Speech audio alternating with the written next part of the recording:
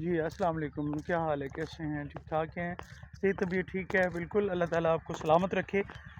ये है जी मेरी सिस्टर का गाँव और ये खेत खलिहान मैं आपको दिखाना चाह रहा था और मैं दिखाऊँगा भी अंदर जाके वो हवेली वगैरह।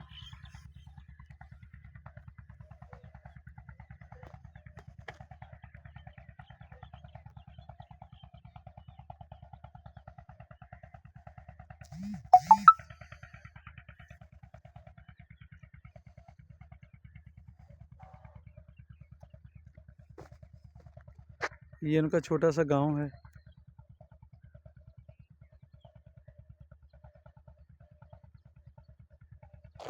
ये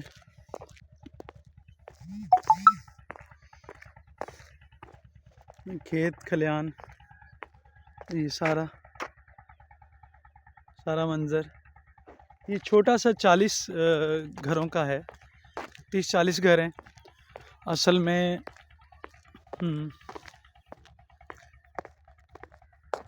वीडियो ख़त्म होने को है, अपनी बना लूँ।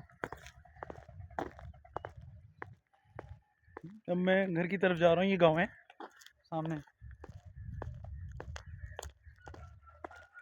जी, ये गाँव का मंज़र होता है ना।